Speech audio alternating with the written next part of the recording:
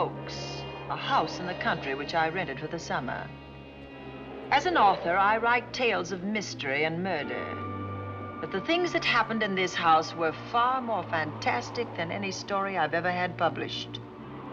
I brought a staff of servants from my city apartment, and my maid Lizzie Allen, who had been with me nearly 20 years. Lizzie? Yes, Miss Cornelia. Is the car ready? It's at the door.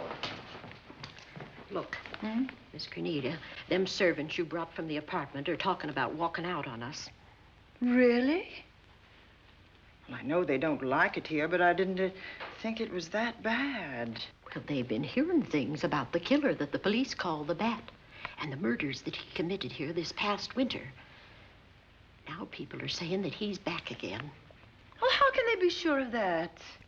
Has he committed another crime? No, not yet, but that ain't saying that he won't. Here's something else. You've heard about the bats they have here. Animal bats, the kind that fly. Yes, yes. Look what it says in this magazine. This is a report from the State Health Department, and it says some of them bats is rabid. Well... And that ain't all. Now there's a rumor going around that it was the bat himself, the killer, I mean, that released the rabid bats in this neighborhood. Oh, that's ridiculous. Well, the housekeeper, the cook, the butler, and the upstairs maid don't think so. Well, I can't help what they think. If hysterical nonsense like that can scare them out of their good jobs, it's their loss, not mine. Come on, Lizzie, I've got to get to the bank.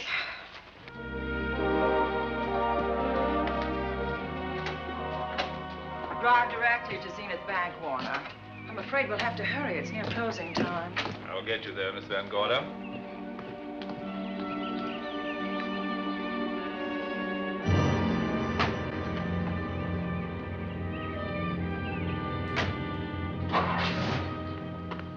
Thanks again.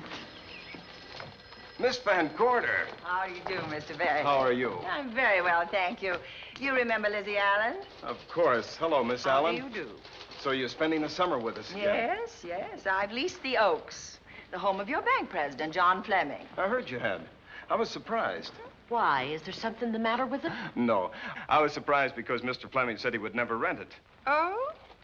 Well, I rented it from his nephew, Mark Fleming, who has the real estate office here. He said his uncle would be gone the entire summer. Well, that's right. Mr. Fleming's in the North Woods now with his physician, Dr. Wells. Oh, pardon me.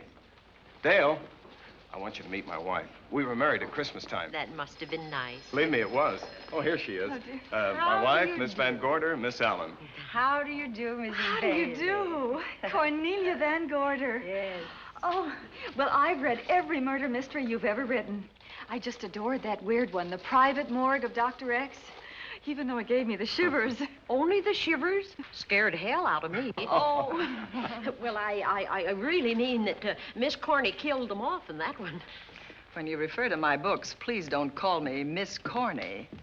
Pardon me, Mr. Bailey. Mr. Hines is here to see you. Oh, yes. Excuse me, please. Don't be strangers now. No, Oh, no, I we should won't. say not. Oh, so you're a bride. Well, not quite. Not since Christmas. You know, I'm sure I've seen you. Well, I used to be my husband's secretary here in the bank. Of course I remember. May I welcome our most distinguished visitor back to Zenith? Oh, that's very charming, but, Lieutenant Anderson. Lieutenant Anderson, of course. Chief of Detectives of the Zenith Police Department. This is Miss Allen. Miss Allen? How do you do? Lieutenant Anderson is one of our favorite citizens. He's on the bank's board of directors. Not bad for a policeman. You must have made a good thing of it. Well, I saved my money, if that's what you mean. It's near closing time, and I've got some business in the safe deposit vault. Please come and see me, Mrs. Bailey. Oh, I'd love to. And you, Lieutenant. Thank you. Goodbye. Goodbye. Nice to meet you. My, what a charming woman. She moved into the Oaks just the other day. That house is a proper setting for a writer of mysteries. Oh, it certainly is. Vic, what's the matter? Come in here, both of you.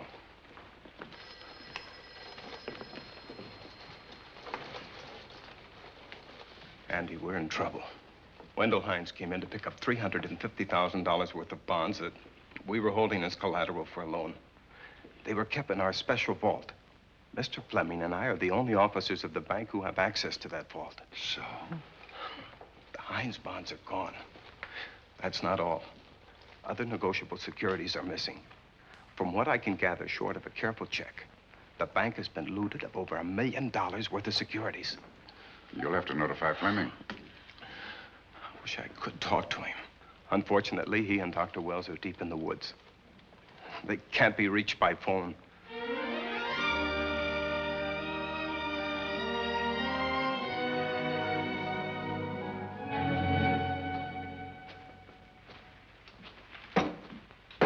What is it?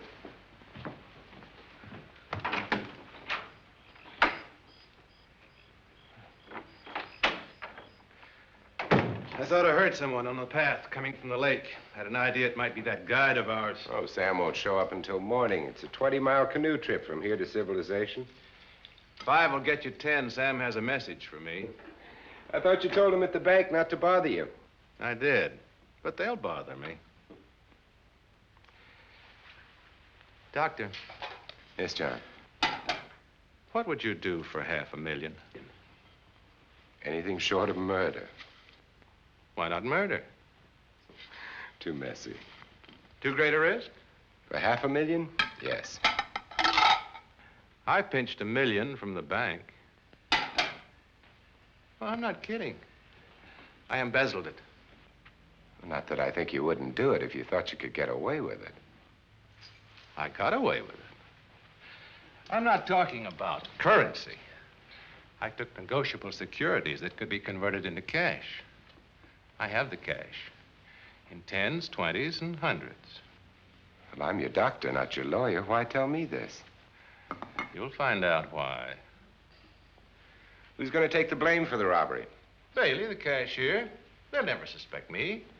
I like Bailey. Well, so do I. I love the guy. I gave him his first chance. He has a lovely little wife. Charming girl. Was the best man. Where's the $1 million? In my family's tomb in Zenith. In the crypt with my father's casket. I don't buy that, John. No? No.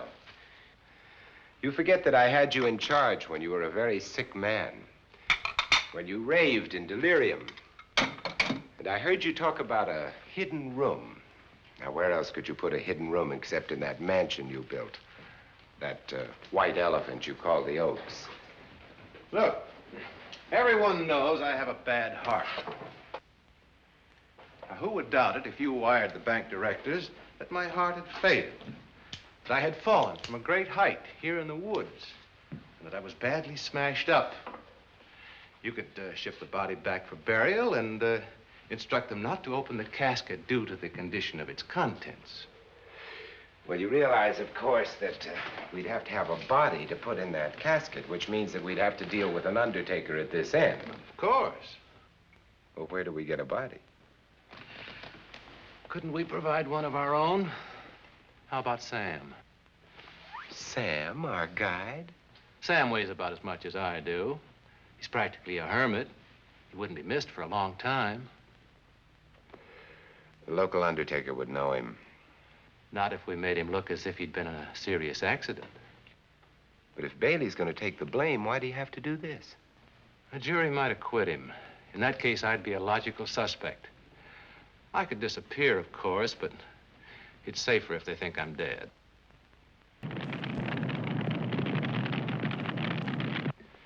What if I don't go for this deal? In that case, it would be too bad. You mean you'd kill me? What else could I do? Now that I've told you about the $1 million, I'd say you were shot in a hunting accident. Now, look, Doctor, if you can find another body instead of Sam's, it's all right with me. There's $500,000 in it for you. I'll do my best. I smell smoke. So do I. What's that noise? Look, Doctor, the woods are on fire. It's It's coming this way. We've got to get out of here. Out the back way. We will. As soon as I provide that body we were talking about.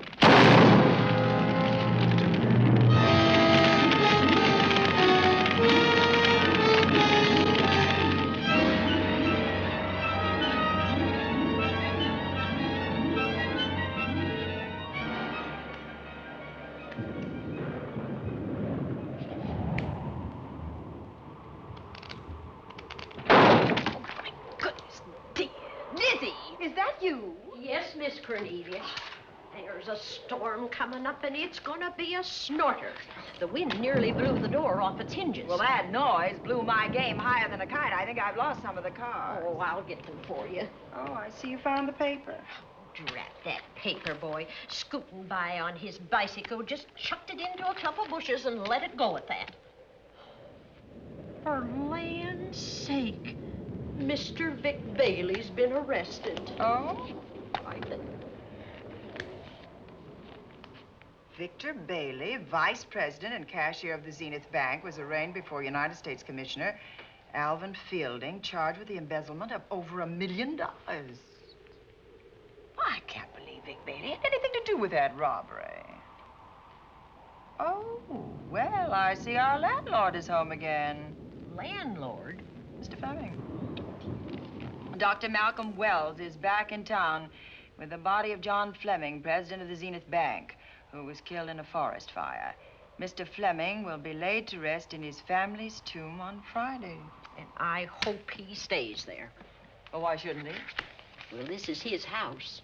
And ever since he died, some funny things have happened here. For instance? The housekeeper, the cook, and the butler said that they heard strange noises at night. And the upstairs maid swore that she met a man without a face coming up the back stairs. Oh, so that's why they quit and left me to run this place without a staff. They didn't tell you, Miss Corney, but the truth is they was scared to stay. But you're still here, Lizzie. Haven't you seen anything? No. No, and even if I had, I ain't afraid of ghosts. They're afraid of me. Honest, Miss Corney, a spiritualist told me once that ghosts was allergic to me. But this Bat feller they keep talking about in the paper, I guess he'd be different. No, I don't think you would have the same effect on him. Oh, dear. What are they trying to do? Drive people away from this part of the country? Why, what does it say about the Bat? His specialty seems to be killing women. My goodness, 2 of them in one night. All his victims died the same way, like their throats had been ripped open with steel claws. That's a charming little caper. I'll have to try it sometime. In a book.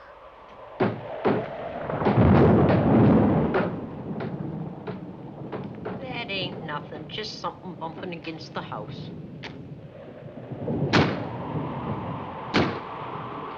That's just the wind banging a door. Pay no attention to it. Listen to this. One of his victims, who lived for a moment after she was found, described the Bat as a man without a face. Honest, Miss Corney, I think that woman must have been exaggerating.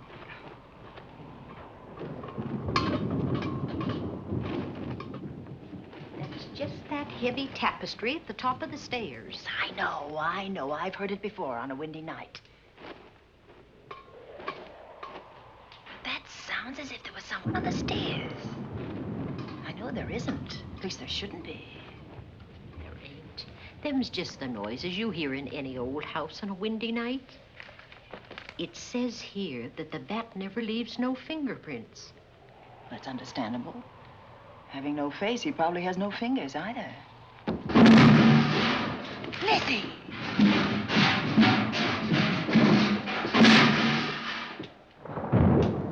And that, I suppose, is the cat dropping its dentures. No, I don't think so. But I think it's something should be looked into.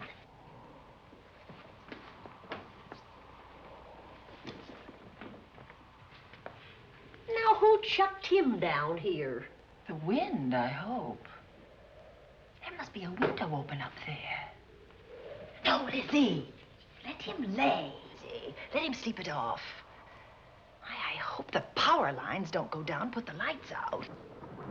Now, we'll check the windows in the living room and draw the curtains, and then we'll go to bed. Yes, ma'am.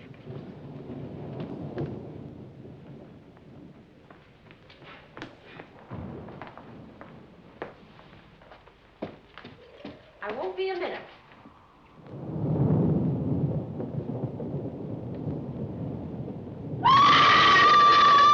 Gordy! Oh!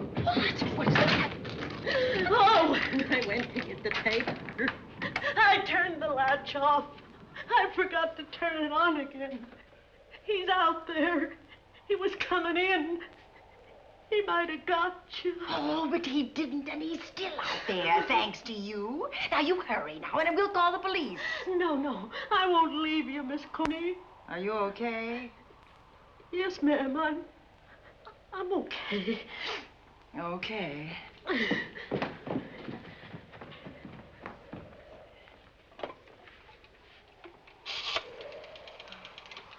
Operator? Give me the police department, please. Zenith Police Department. This is Cornelia Van Gorder. I'm living at the Oaks. We know about that, Miss Van Gorder. Just a moment ago, a man tried to force his way into this house. You're not alone there, are you? What about your servants? Well, I have none except my chauffeur, and he's away. He won't be back until the morning. Now, there's only 2 of us here tonight, and we're going to lock ourselves in my room. Now, if any of your men see anything, will you have them call me? I'll send officers over there right away. Oh, thank you very much. Come on, Lizzie. We're going to sleep in my room.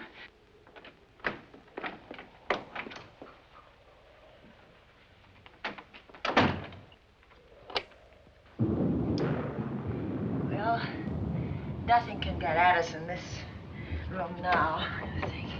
This door seems good and solid. Like the door to a tomb.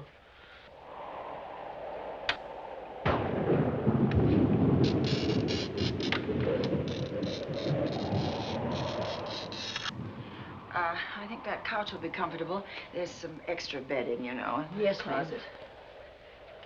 Let's see now.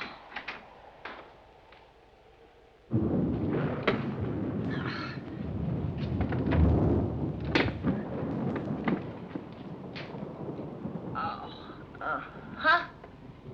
No bolt. Well, that's not so good.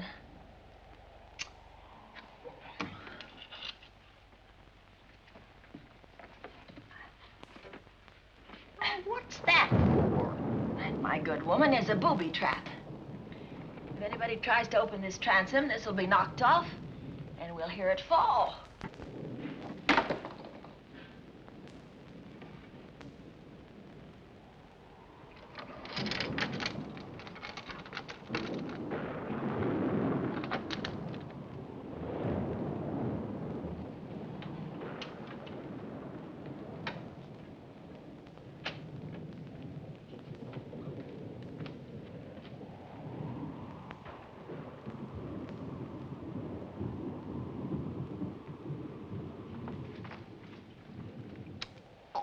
Fiddlesticks. I forgot my night things, my robe, my gown, and my slippers. I'll go get 'em now. Now, wait a minute, Lizzie. I'll go with you. Now, don't you bother, Miss Cornelia. My room's just down the hall. Lizzie, I told you to wait. It's all right. I'll only be a second. Get in here. Get in here.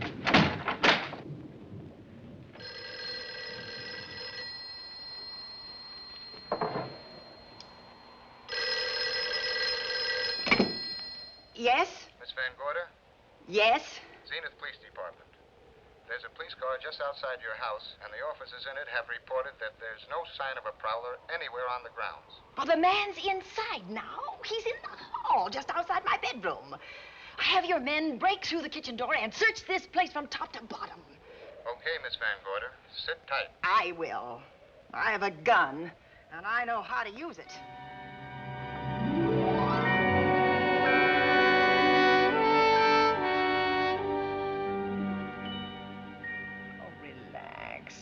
relax, Lizzie. The police did a good job. They couldn't find anybody in here. We both saw him, Miss Cornelia. All right, so he got away. But there are men on guard outside, so just try and get some rest. There's nothing can get at us here.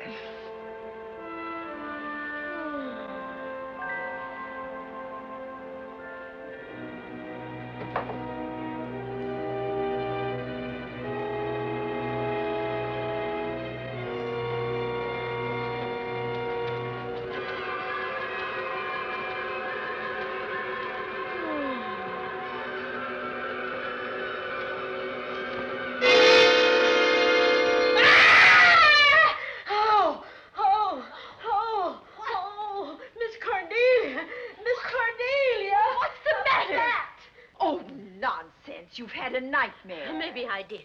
But there was a bat in it, and it bit me. What?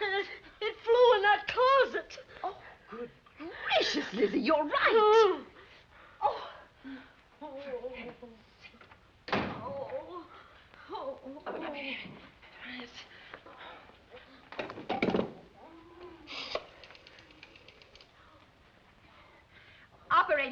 Operator, will you get me Dr. Malcolm Wells' office, please? No, I don't know his number, and I have no phone book up here, but this is an emergency. Will you connect me with his office, please? Oh, dear, I'm going to get the rabies. Hello? Hello? Dr. Wells' office? This is a call service. Dr. Wells is out at the moment, but if you'll give me your name and number, I'll try to locate him. Well, this is Miss Van Gorder of the Oaks. My maid has just been bitten by a bat that may be rabid, and she must have treatment as soon as possible. And I was told that Dr. Wells was the nearest physician. I'll try to find him for you, and if I can't, I'll send you another doctor. Oh, well, thank you very much. Oh, he's out on a case. Oh. Oh, I hope it's not a delivery. A baby, I mean. They can be terribly complicated. It never bothered me none. Oh, Lizzie, you never had a baby. Of course I didn't. That's why they never bothered me. Oh, does it hurt, huh? A little.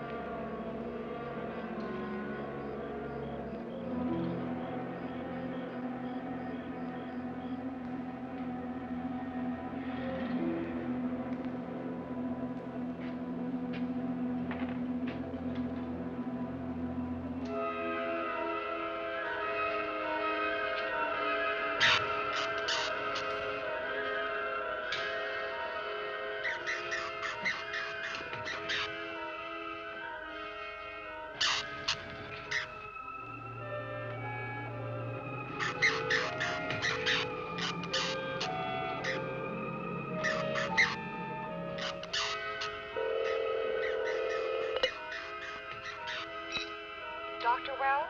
Are you there, Dr. Wells? Are you there, Dr. Wells? This is the operator. Your call service is on the wire. It's an emergency. This is Dr. Wells. This is your call service, Doctor. Oh, hello. I was just doing an experiment. I left the receiver off. That's what I thought, but I kept trying. Miss Van Gorder at the Oaks called and said that her maid had been bitten by a bat, and she's afraid it might be rabid. What? Oh, all right. Tell her I'll be right over there.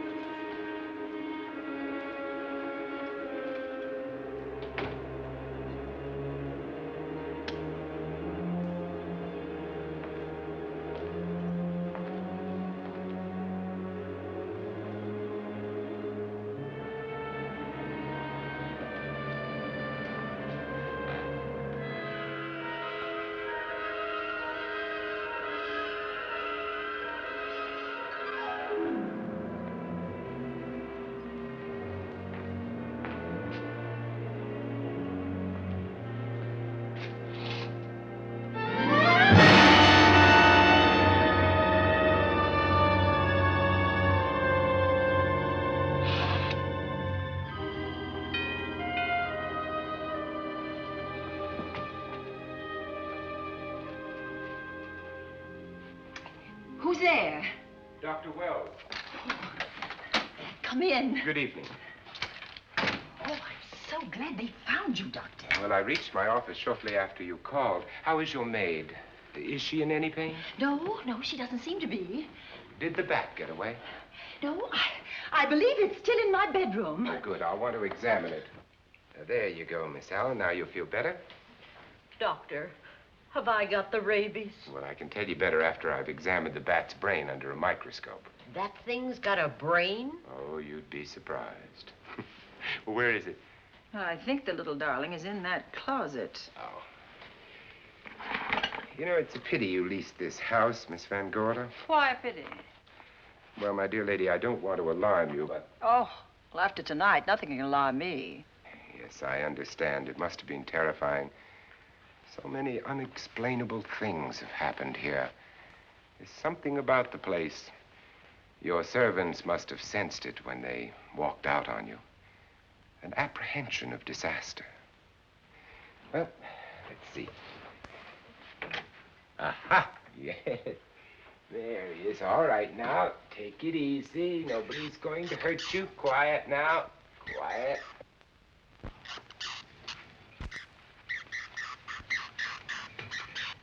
He looks quite normal. Doesn't seem to be sick at all. Oh, ain't that nice? I've been worried about him. Well, you should be. From his appearance, I'd say that he doesn't have any infection. In which case, you've had a narrow escape. Now, you take one of those tablets I left for you, and I'll guarantee you a good night. And I'll drop in on you tomorrow. Oh, thanks for everything, Doctor. Now, don't worry. I can find my way out. Oh, I know you can, but do let me help you. Oh, don't forget that once I'm gone, you'll have to climb those stairs alone. Oh, I'm all right. I'm armed now. Can you, shoot one of those things without shutting your eyes? Oh, Doctor, there are guns in every book I've ever written. I don't write about things I'm unfamiliar with. Lock the door, Lizzie. Good night. Yes, ma'am. Good night, Doctor. Accident? No, the wind blew him down. Oh. I think. Oh. Did you know that young Mark Fleming leased you this house without notifying his uncle? No, I didn't. Well, it doesn't matter now. John Fleming is dead and Mark's his heir. But if John were alive, he would warn you to leave here, Miss Van Gorder. Really? Yes. It's been a tragic place for anyone who ever lived in it. Well, good night. Good night, Doctor. Who's out there? Nobody you need worry about, Doctor. Oh, it's Andy. Oh. That's right. Oh, good evening, Miss Van Gorder. Good evening, Lieutenant. Somebody sick here? My maid was bitten by a bat. Oh? A rabid bat? Well, I'll know for sure when I get to my lab. I caught the bat. It happened indoors? In my bedroom. Yes. How'd it get in? Well, there are many ways a bat could get in a house. You ought to know. I spotted this hole in the window the minute I got here. Why? That's where the two-legged bat got your door open. Miss Van Gorder told me that she phoned headquarters at Zenith. Yes, I phoned twice. The second time was after the prowler got in the house. Weren't headquarters, Andy? No, but they contacted me. An officer came and searched the house from top to bottom, but they couldn't find the bat. You better have this window fixed tomorrow. Oh, yes, I certainly shall. Yes, and I'd better be going.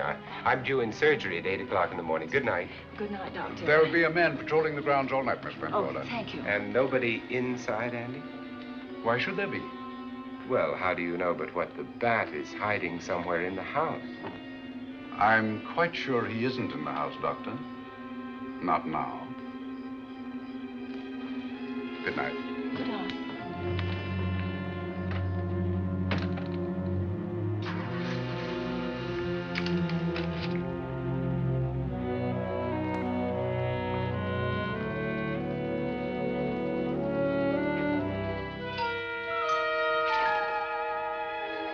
Hi, Andy. Hello, Mark. Well, congratulations. Real estate business must be picking up. New office, new furniture. New deal. How do you like it? It looks expensive. Are you squandering your inheritance? Oh, I haven't got it yet. Well, the paper says John Fleming left his entire fortune to you. Funny thing about that entire fortune is that we can't find it. No kidding. Oh, all Uncle John had in his bank account was a couple of $100. And his safe deposit box was empty. If we don't find that missing million, mine will be empty, too. How come? Well, all my savings were invested in Zenith Bank stock. The examiners won't certify the bank as solvent until those stolen securities are found. So the stockholders have voted an assessment that'll wipe some of us out. It's a since those securities have been converted into cash. And if I can't find that cash, I'm sunk. Well, where are you going to look for it, Andy? Here in Zenith. Your uncle wouldn't take $1 million on a hunting trip, would he? You suspect Uncle John? Why, Andy, he founded the Zenith Bank. That'd be like robbing the family tomb. You think he wouldn't? Well, besides, Vic Bailey's fingerprints are all over the vault. Now, they didn't find any of Uncle John's fingerprints. Because he wiped them off. Can the defense prove that? They'll try to. Judy Hollander, Bailey's secretary, is a defense witness. And they believe her testimony will have a powerful effect on the jury. Oh, well, she has a powerful effect on me. Judy's a doll. Here's the book you mentioned, Judy. Your newest one. Yes, it's just been published. You can have that copy if you wish. Oh, it's a first edition and you've signed it. Yes, of course. Thank you so much. May I serve tea now, Miss Van Gorder? Yes, please do, Warner. Thank you. Well, I see you've engaged new servants. Yes, of course. Well, how did you persuade them to live in this house? Well, Jane Patterson, my new housekeeper, knows this house better than you do, Doctor. Oh? She worked for John Fleming. And Warner was my chauffeur. Chauffeur turned butler? Yes, it's incredible. He can play any part at a moment's notice. Did you get a plumber, Warner? No, we can't get a plumber for 3 days, madam. What about that leaking pipe? The basement will be flooded in 3 days. Well, the pipe is no longer leaking. You mean it's dried up of its own accord? No, not quite. I packed the elbow where the water was coming out. Packed the elbow? Oh, where did you learn how to do that? Well, into each life, a little rain must fall, and a careful man learns to keep himself dry. Now, is there anything else that you require, Miss Van Gorder? No, not at the moment, Warner. Thank you, madam. Now, there's a character. How long did you say that he worked for you as chauffeur? About 3 months. Well, I hope he doesn't have a police record. My dear Dale, it may interest you to know that the last night of his life, John Fleming told me that he loved your husband like a son. If Fleming were alive today, he would be fighting to prove Vic's innocence. Could Mr. Fleming prove his own innocence? Miss Van Gorder, can there be any doubt about it? There will be when Miss Hollander testifies at Vic's trial. Oh? You know something that we haven't heard yet, Judy? Something I saw with my own eyes. She's not permitted to say what it was. My dear girl, I wouldn't think of asking her. But let's assume for a moment that Fleming did steal the $1 million. Now, what would he do about it? Where is it? Hidden someplace where he could lay his hands on it without getting caught in the act. Now, if I was writing this, instead of living in the middle of it, I'd hide it right here in this spooky old house. Under a loose floorboard or up a chimney? If Mr. Fleming had the nerve to steal $1 million, he'd make his plans well in advance. I'd say he'd prepare a place to hide it. Possibly when this house was being built. Now, I rented this place from Mark Fleming, his nephew. I wonder if he'd have the floor plans. I'll ask him. Yes. Lizzie, will you bring Mrs. Bailey the phone? Oh, you ask him now. Okay. His number is Summit 7537. Oh, thank you, Lizzie. Summit 7537. Not bad, eh, Andy? That means new business. Now, you see, somebody wants to buy a house. Mark Fleming speaking. Oh, hello, Dale. Well, hang on a minute, honey, while I see if I have him. It's Dale Bailey, all excited. Miss Van Gorder wants to know if I have the floor plans of the Oaks. Now, what would she want with the floor plans? Well, she suggested to me that your uncle might have hidden the bank loot there. Are the plans here? Somewhere in the house itself. Wait a minute, there is a place where Uncle Johnny might have kept those blueprints. What place? Well, I heard him talk about it a good many years ago. I can't be sure of the exact location. Anyway, I don't think the old boy had the guts to steal $1 million. But if I find those plans, I'll let you know, Andy. Hello, Dale. Look, honey, I haven't seen those plans since I was a kid, but I'll come over tonight and maybe we can find them. Thank you, Mark. We'll expect you. He seems to think they're here in the house somewhere. He's coming over tonight. Well, that's good. Dale and Judy are my house guests for the weekend. Would you like to have dinner with us tonight? Oh, no, thank you. I couldn't. I still have a few calls to make. You know, if Judy's testimony is going to clear Vic Bailey and implicate John Fleming, others may get the idea that there's buried treasure in this house. Don't even mention your testimony until you're actually on the stand. Oh, I won't. That's a smart girl, Judy, and a very lovely girl. Well, good afternoon, ladies. Goodbye, Doctor. Dr. Will. Come on, girls, let's go.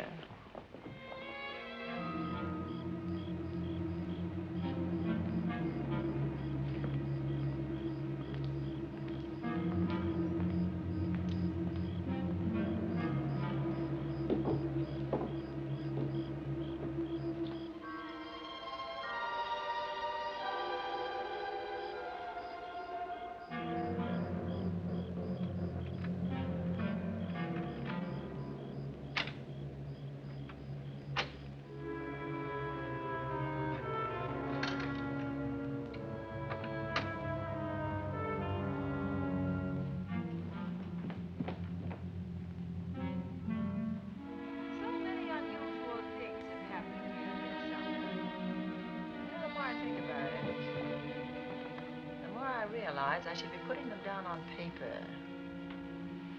Weren't you your husband's secretary, Dale? Yes, I was. Do you take shorthand? Mm-hmm. Well, my dear, if you'd like to have your mind occupied, I want you to work with me while I write the story of this fantastic criminal, the Bat.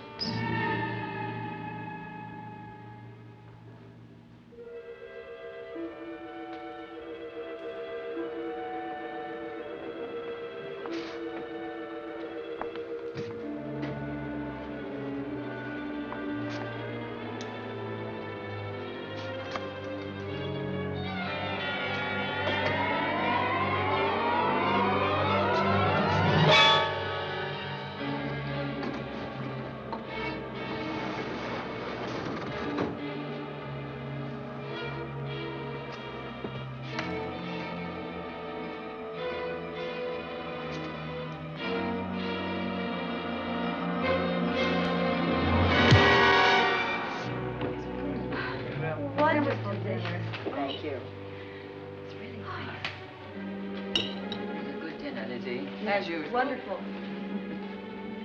Oh, what a lovely piece of silver. It's an original, isn't it? Yes, they still use them in England for buffet breakfasts.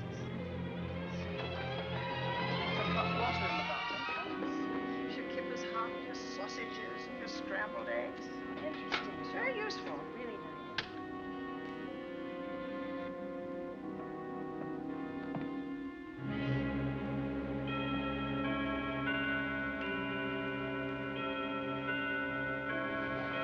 Clock hasn't struck the hour in the last 10 years, if I'm to believe what Mark Fleming told me. Why is it angled away from the wall like that? I don't know. Somebody must have moved it. Lizzie, very likely when she was dusting. Wait a minute. Did you know there's a door in this paneling? No, I didn't. Oh. My gracious, so there is. Maybe it opens to a secret passage. Well, certainly to a secret something. Who knows, girls? We'll be about to stumble on that missing million. Oh, this is... Oh. There's a panel. There must be some gimmick to it. There always is. Yes, it moves. It moves. It moves. Oh.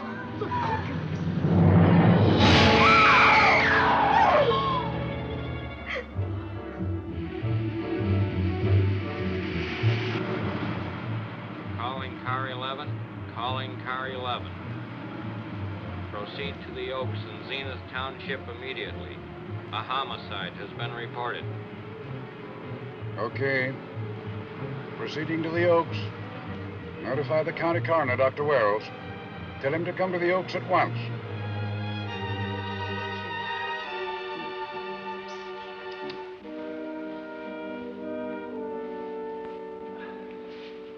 Horrible. As if his throat had been torn by some creature with fangs or claws. That's his sign. We found it on the others he killed. I'd hoped those reports that he was up to his old tricks again were pure imagination, but apparently they're based on fact. He's come back. Back to the scene of his kills.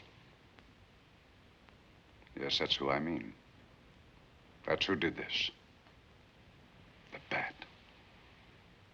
Who found Mark? We all did. And it's Dale and Judy and I. Lizzie was in the dining room. This is my new housekeeper, Jane Patterson. You know, she worked for John Fleming. I know her. Where were you, Mrs. Patterson? In the kitchen, cleaning up. I cooked the dinner tonight. Did you know that the secret closet was here? No. It was behind the grandfather's clock. Well, it was I who found it, really. Noticed the clock had been moved and the door wasn't quite closed. I'll get it.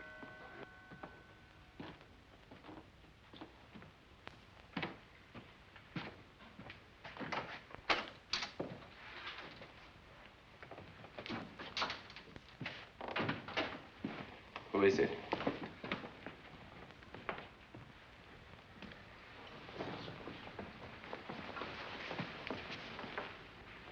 Mark Fleming. As coroner, you saw the same wounds on the others.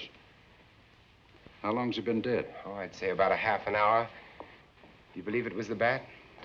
That's the Bat's trademark. Perhaps he's still in the house. That's possible. Why should he be? Because he's looking for something, and like you, he believes it's here. And he's a persistent killer. I would advise you to get out of this house as quickly as possible, notwithstanding our expert police protection. Have you called the morgue? They're on their way here. Oh, good. I want to examine the body before they get here. May we take it into another room? Yes, to the sunroom in the back. Thank you. Give me a hand. Excuse me.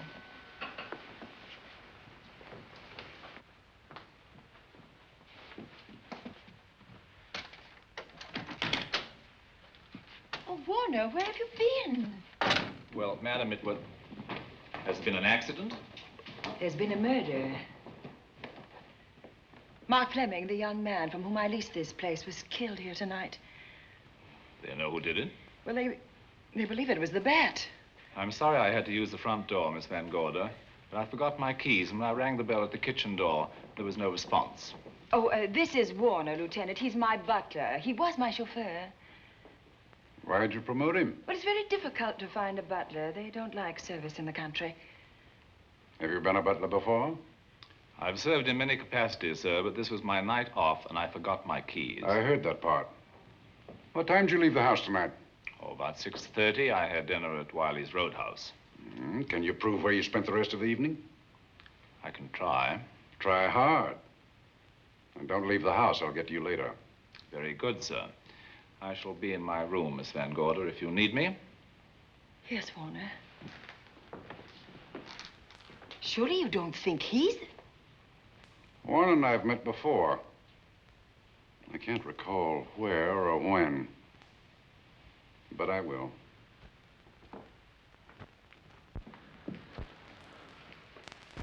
There'll be a crew here shortly from headquarters, dusting for fingerprints, taking photographs. But in the meantime, Mrs. Patterson, you aren't leaving the house tonight, are you? No, Lieutenant. Don't. I'll talk to you in the morning. Good night. Good night, sir. Good night, Miss Van Gorder. Dale, I was with Mark Fleming this afternoon when you talked to him about the floor plans of this house. I heard him tell you he was coming here tonight. Dale called him at my request. She told me he was coming. Who else heard her tell you that? Judy, Lizzie. And that nice Dr. Wells. Dr. Wells. There are a few killers who kill for the fun of it. The Bat very likely is a mental case, and I'm convinced that his crimes are motivated by his mania for personal gain. There's $1 million at large, and he's going to keep on hunting for it until he lays his hands on it. Now, these young ladies are staying here tonight? Yes, they're my house guests. Well, when my crew arrives, we'll be busy for a while, so I'd suggest that we go to our rooms? That's a very good idea. Come on, girls. What about a police guard for this house tonight, Lieutenant? You've got one. I'm going to cover this place tonight from the attic to the basement. If the bat makes another call, I'll have a little surprise for him. Who is he? Have you any idea?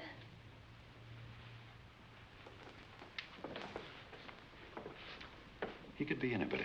So far, there are clues to his identity, but nothing we could take before a jury. I'm afraid we must look higher than the criminal world. He may be a merchant, lawyer, doctor, scientist, one of the pillars of his community. Ladies, lock your doors tonight. Stay behind them. I promise you you'll be safe. Good night. Good night, Lieutenant. Good night.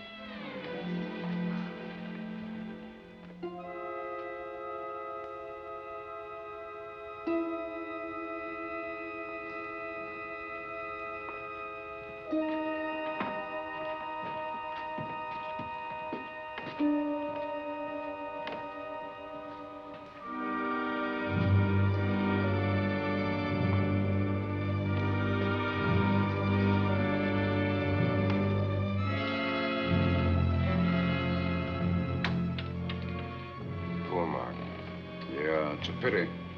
So young. Well, Doctor, do you agree it was the bat? In my report, I shall say the death was caused by the same technique used in the other killings.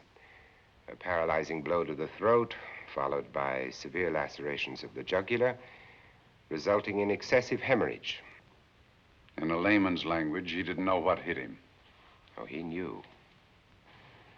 But he didn't have time to think about it.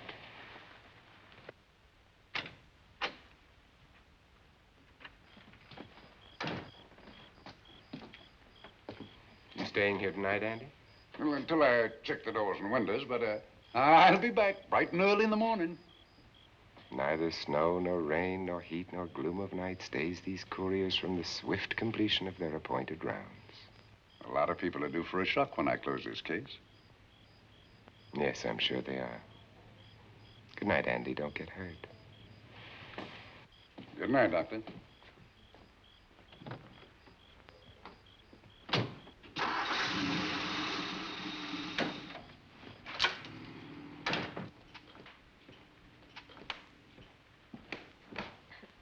You know, I think we'd better let you get some sleep. Oh, Lizzie and I share this room for mutual protection. You know, one night, a storm blew the wires down, put the lights out, and I went out the next day and bought a half a dozen of these things. You better take one with you, Dale. Oh, thank you. We'll go across the hall now. Are you sure there's nothing else you need? Oh, no. Quite sure. We'll be all right. Well, if anything bothers you, you just sing out, and 2 strong women will come to your rescue. Oh, nothing will bother us. Not with Andy on the job. No. Well, good night. Good night, Miss Van Gordon. See you in the Don't worry, everything will be all right. We won't. Good night. Good night.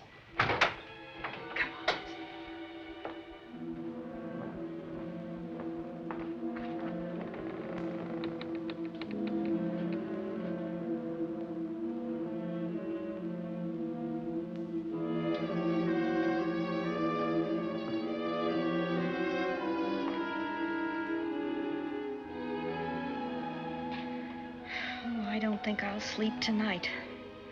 Me neither. All I can see is poor Mark Fleming staring at us. I thought that when people died, their eyes closed, as in sleep. Don't think about it. I'll bet you're thinking about it. No, I was thinking of my poor husband sleeping in jail tonight. Oh, Judy, I love him so much.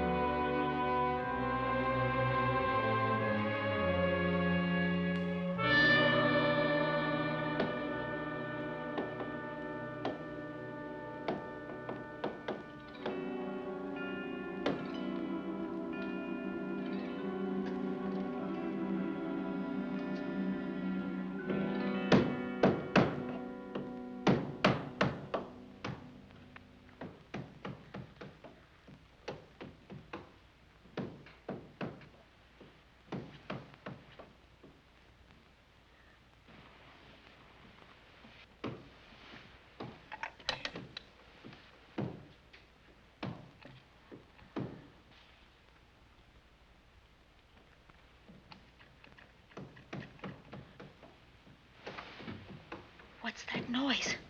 Oh, I don't know. I kind of fell half asleep. For a moment, I thought it was something from a dream. It's somewhere in the house. Yes, on the floor above. Not directly over us. Probably a room overlooking the driveway.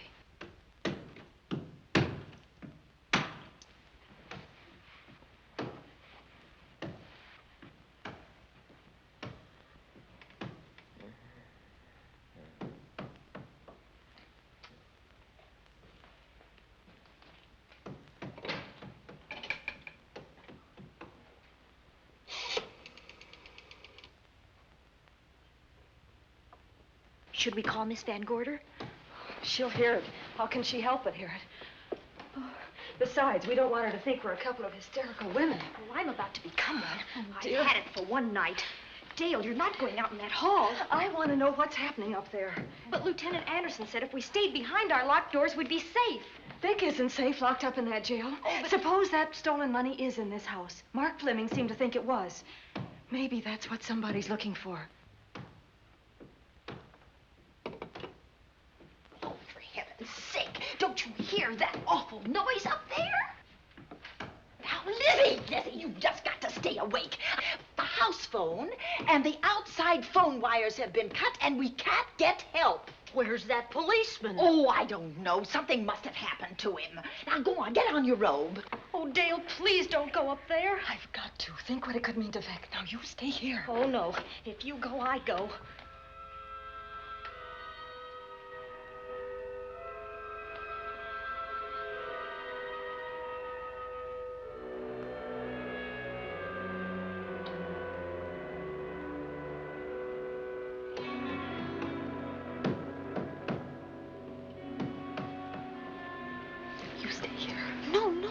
You go up there alone. You wait here. I'm going to see what it is. Oh, please let me go with you, Judy, Dale.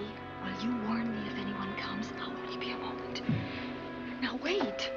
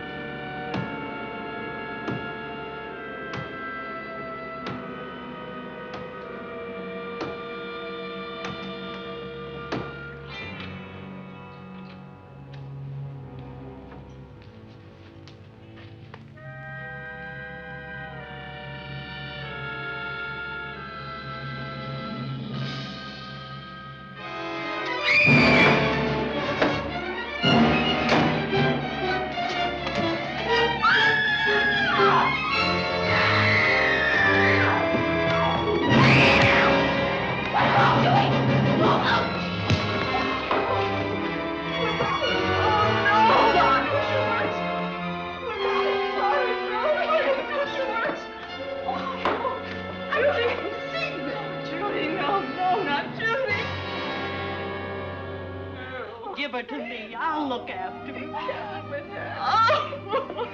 Poor baby.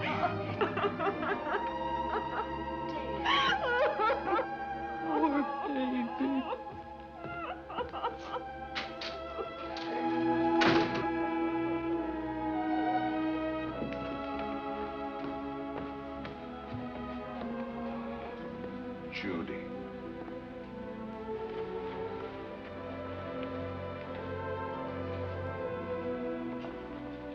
The bat. Yes, the bat. He caught her at the head of the stairs. We saw him rushing down the stairs as we came out of the room. I hurled that after him. I hit him, I believe. I'm going to cover this place from attic to basement, you said. Well, what were you covering when that poor child was murdered? Where were you? I saw a man outside in the grounds. I went out there and hunted him. I heard him in among the trees, and so I followed the sound of him as far as the brook down near the back road. And then I lost him. I'd rather give my own life than have this happen to Judy. But I told you to stay in your rooms and lock your doors and stay there. What was she doing at the head of those stairs? That was my fault. They heard a strange noise. Heavy pounding in one of the rooms on the 3rd floor. We all heard it. I wanted to see what it was. Judy, well, she wouldn't let me go out by myself.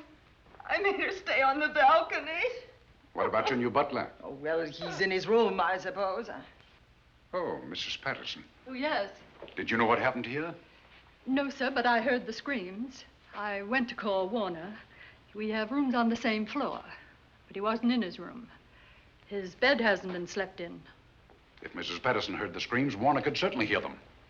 You're quite right, sir. I heard them. Oh, you did? And where were you? Outside in the grounds. Miss Holland has been murdered. No. Oh, so you're surprised. Shocked. Well, I've seen better performances. I remember you now. Your name's not Warner. I've got a circular in my office with your picture on it. The Chicago police not so long ago were hunting for you in connection with the robbery. You're right again, sir. And they found me and they tried me and I proved my innocence and I was acquitted. That could have been a lucky break. Where were you when this child was killed? I told you before, sir. Outside. What were you doing there? I was following you. I saw you leaving the house, and it seemed that you were hunting someone. I thought you might need some help. Oh, yes, sir. I followed your flashlight down through the trees.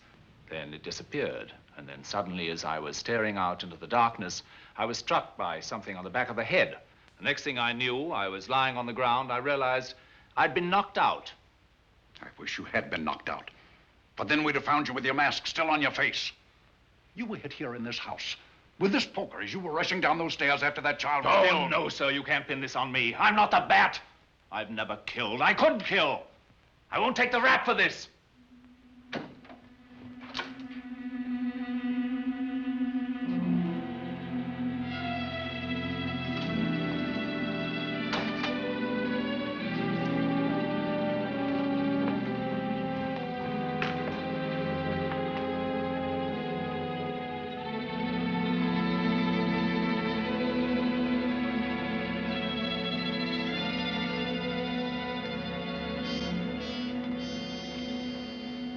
Well, Doctor, we have another case for the county coroner.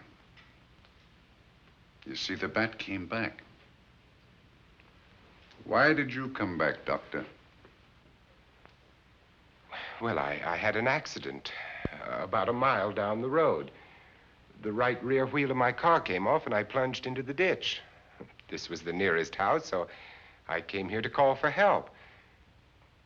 I thought I'd find you around, Andy. Physician, heal thyself.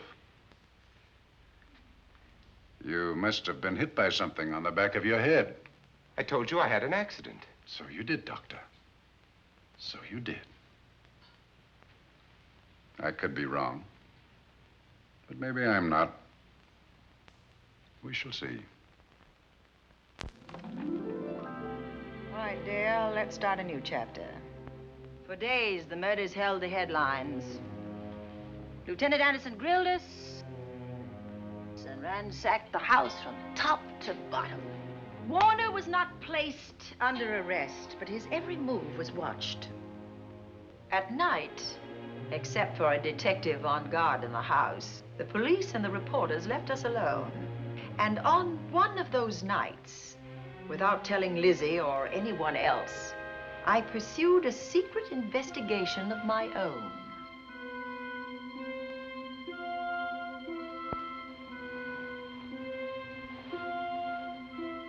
It was in an empty room on the 3rd floor where we kept our trunks and other things.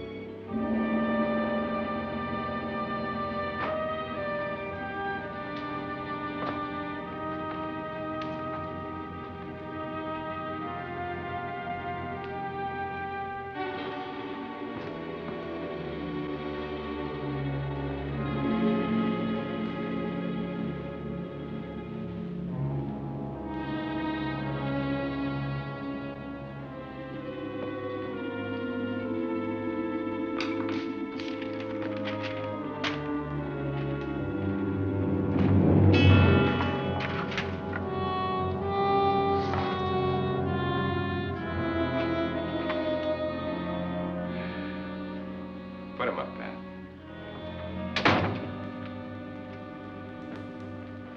It's a bright idea to kill me in my own lab and let people think that I'm the bat. But you had to kill me first. What was it to be, ambush? And clever as you are, you're not smart enough to do that. Nor were you smart enough to find the money, though you came quite close to it. But I know where it is. And when you're dead with that sign pinned on your chest, I'm going to collect it and live happily ever after. He destroyed himself. How true that will be. Well, goodbye, Bat. Here's a serum that will heal you whether you're rabid or not.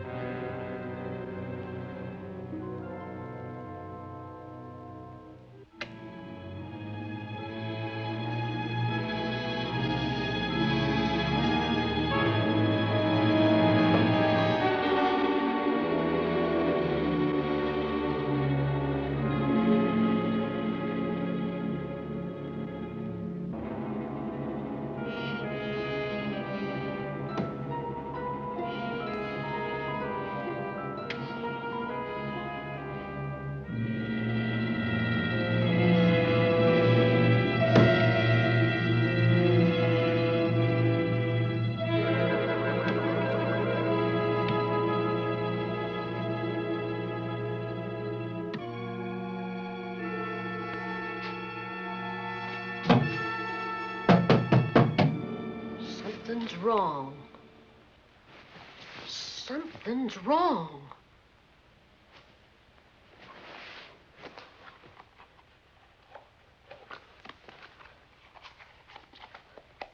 Miss Cornelia.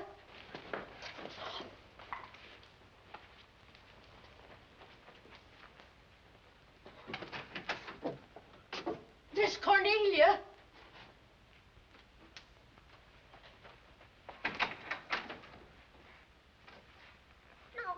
Where would she be going at this time of night?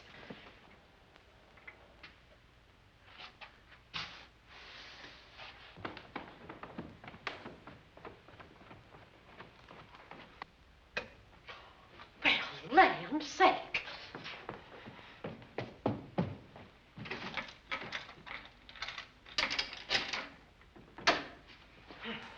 I never. Oh. Mr. Davenport. Mr. Davenport. Oh, a fine thing. The door unbolted, the chain off, and you asleep on the job. Wait till Lieutenant Anderson hears about this. Come on, wake up. What's the matter with you? I don't know. My head hurts. My whole body's numb. Here, take a sip of this. Try to snap out of it. I'll be back in a minute.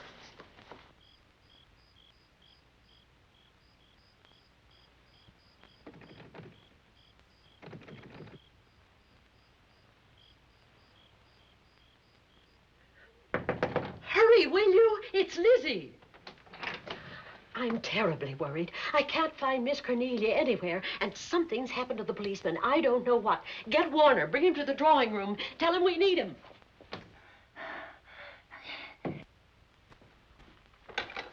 Are you all right now? Yeah, I'll be all right in a minute.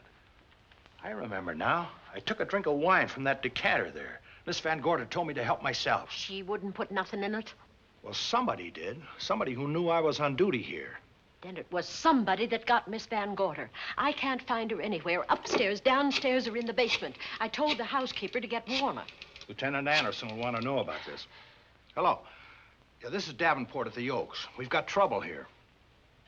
Well, for one thing, I was drugged. Yeah. But I must have been knocked out because the maid tells me Miss Van Gorder is missing. Well, you better call Anderson and let him know. He's not at home. Well, where is he? Out on a case? What case? Dr. Wells. What else did they tell you about it? Oh, hurry, will you? We've got to find Miss Cornelia. Okay. Lieutenant Anderson is out on a case. Dr. Wells was found dead in a room next to his garage, murdered. Dr. Wells? There's something queer about the killing of Wells, but headquarters won't talk about it. Lizzie, Warner isn't in his room. There's no sign of him anywhere. And I was supposed to keep an eye on that guy. Where's Miss Cornelia? That's what I want to know. Wait a minute. Didn't you say that the chain and the bolt were off of the front door? I certainly did. Well, maybe Miss Van Gorder went outside. Oh, she never would. We better look. I can't breathe. There's no air.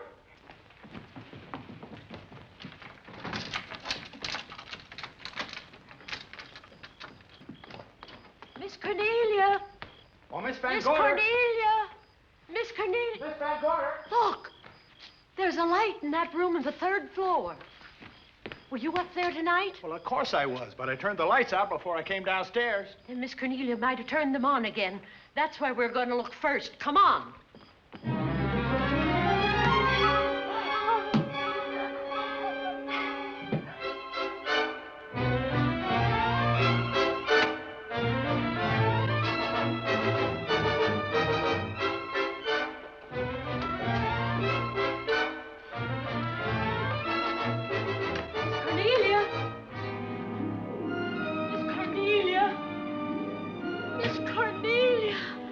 Yes, Lizzie. I'm here. Right here. Come to the mantelpiece. Here we are, Miss Van Gorder. What do we do now? Over the mantel, there are 5 panels. Strike it with your hand.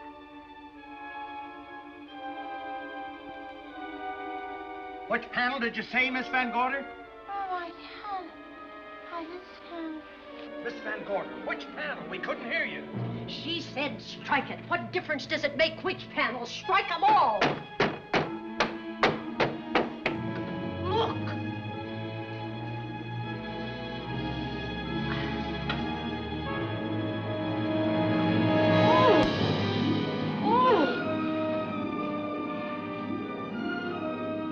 Oh, it's all right now.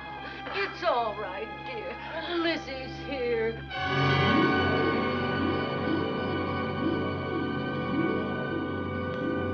Feeling better? Yes, much better. We'll take you to your room. Oh, no, you won't. I'm going to stay right here. I'm quite all right.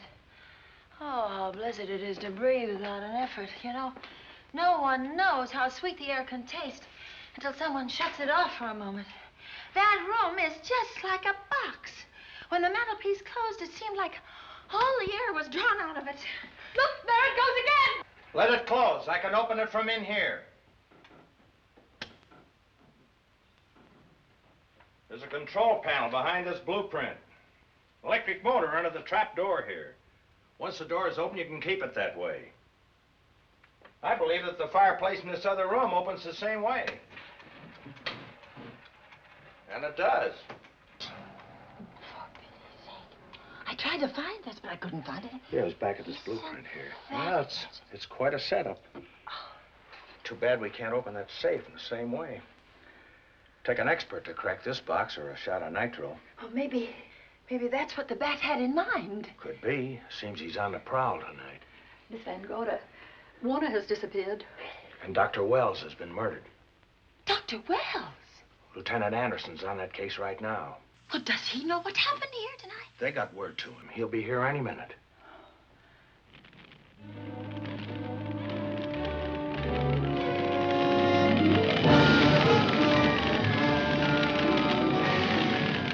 What's that noise? Miss Van Gorder, the garage is on fire. Scott, look at that. Lizzie, put that light out in the other room. Now, where are you going? to report the fire. Well, you just stay right here. But Miss Van, go to the garage. Well, let it burn. You watch the stair. Can't you see that fire was set to get us out of the house? Out of the house? Were you talking about the... Yes, I'm talking about the bat. Now that the lights are out, he'll think his trick has worked, and we've gone. He'll be here any minute. Well, so will Lieutenant Anderson. I hope so, but the bat will be here first. And he'll kill again if we're in his way. We've got to be as clever as he is.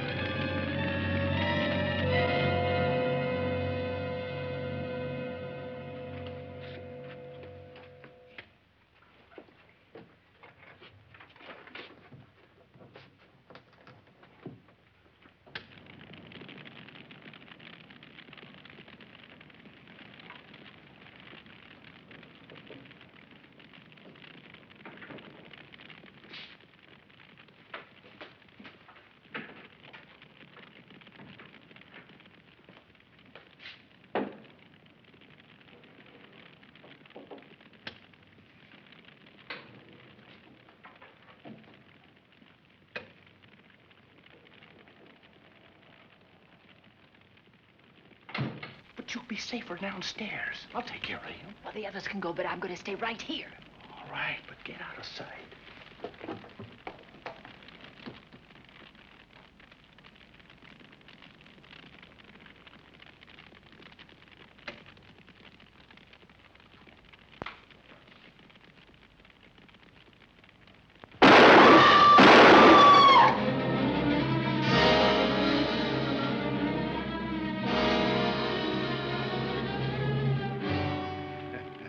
Let's face it, ladies, and get it over with. Others have seen my face before they died, but I'll have to deny you that pleasure. This would make a good scene for your book, Miss Van Gorder, but I'm afraid you'll never write it.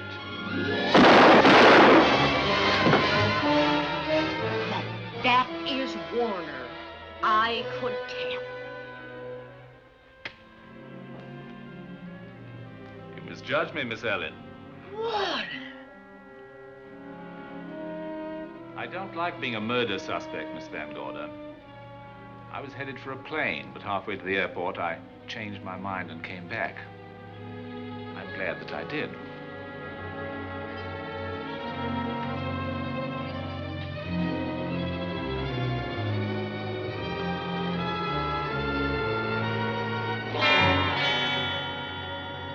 Why, it's Lieutenant Anderson.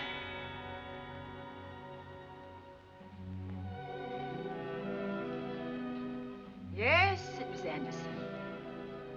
He'd discovered the secret of the hidden room and was waiting to get into it and open up the safe.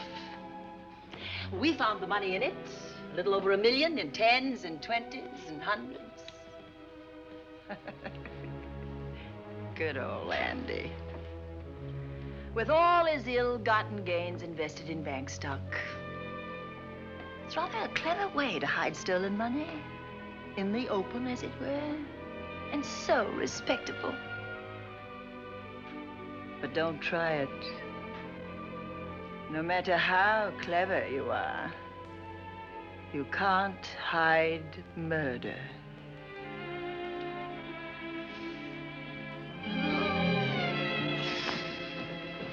Well, that's it, Dale. That's the end.